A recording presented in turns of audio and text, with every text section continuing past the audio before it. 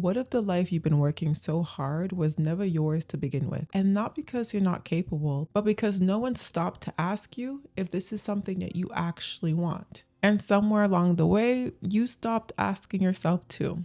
Hi, I'm Shanique, and this channel is about building success internally, getting honest about who you really are, what you actually want, and building a life that actually feels like yours from the inside out. And if that's a conversation that you want to keep having, consider subscribing and let's build together. Most of us absorbed a definition of success before we were even old enough to question it. And I want to say this carefully, because I don't believe the people that handed to us were wrong for having it. Like if you grew up in a Caribbean household, African, or an immigrant household where your parents sacrificed everything to get to the current country that you're in right now, the blueprint that they gave you was coming from a real place. It came for survival, their form of dedication, their version of success, their vision. And they did everything and anything to achieve it. And it's valid it came from a place of love. They wanted better for you, better than they had it. But love doesn't always mean alignment. And what kept our parents safe? That blueprint was built for those circumstances, for what they needed to survive, and what they had to sacrifice to gain. And when you inherit that blueprint without questioning it, you could spend years, sometimes decades, building a life that looks successful from the outside, but dramatically misaligned from the inside. And not because you didn't work hard enough, not because you didn't achieve things, because you were building someone else's house. And no matter how beautiful that house is, if it wasn't designed for you, it's never going to feel like home. So then how do you actually figure out what's yours? The first thing I'll say, what really helped me is that you should start by stop asking yourself what you want and start asking yourself how you want to feel. Because most of us have been trained to think of the outcomes, the car, the income, the title, the relationship, without ever asking ourselves, how are they supposed to feel once you actually have them? And when you really ask that question, when you really sit with it, you start to realize that the thing itself is rarely the point. Like, I have a dream car, it's a GLE, and I'm putting that out there.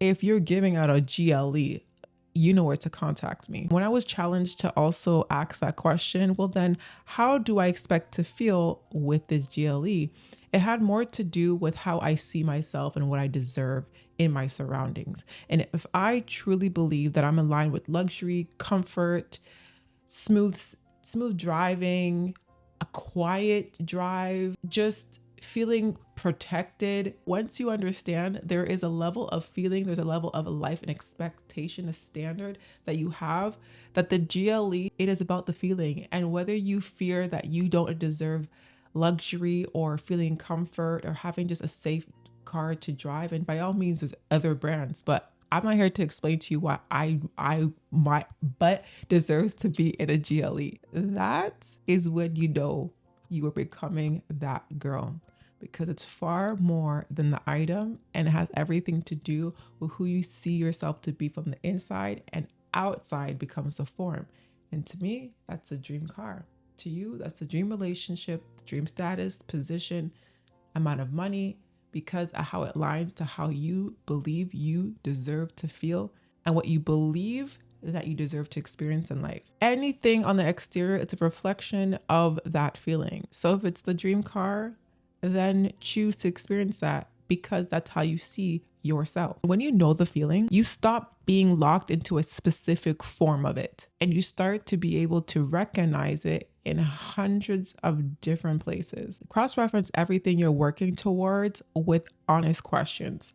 Is this for me, or is this for status? Is this actually what I want, or is this something I was told to make me feel worthy? Do I want this because this is something that genuinely lights me up? Or do I want this because it will finally prove something to someone who I really want to impress or flex? And your vision is allowed to evolve, by the way. What you wanted 10 years ago is not what you may want 20 years from now. Heck, what you wanted last month, it could have changed. And that's not necessarily you being inconsistent, it's you growing. The underlying feeling tends to stay the same and consistent, even though the form may change or evolve, improve, or subtract. So if you can name the feeling, you have a foundation, even if everything around you shifts. So here's the part that no one really prepares you for when you are designing a life that's actually yours. You are going to disappoint some people, not because you're doing something deliberately wrong, but because what you want isn't what they need you to want. And that's generally hard, especially when we're talking about the people you love. But let me say something clearly, because I'm a straight shooter. You are not required to live a life designed by people who are not going to be here forever. Now, I'm not speaking to the person that wants to live on the legacy, the memory of one person. If this is something that you genuinely want,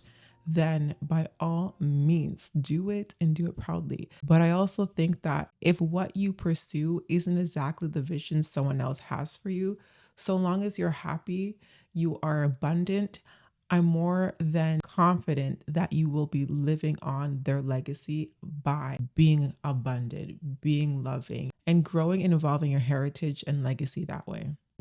And you're also not obligated to achieve milestones that were never your desire, anyways. And being misunderstood by people who are measuring you by standards that you've outgrown isn't failure. It's just what happens when you outgrown a framework that wasn't built for you. And one thing that I personally learned is that I stopped explaining what my dreams are to people. Literally close your mouth, keep it a secret, because not everyone cares and not everyone is going to understand.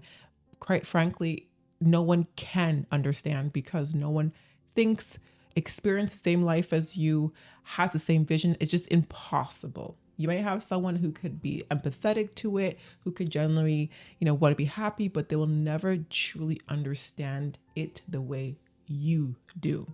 You don't need to convince anyone. You just need to live it. And the people that are meant to understand eventually do, or they'll just love you, appreciate the journey, and support you anyways, or just be there for you regardless. And the people that don't, they leave. You outgrow them, and that's okay.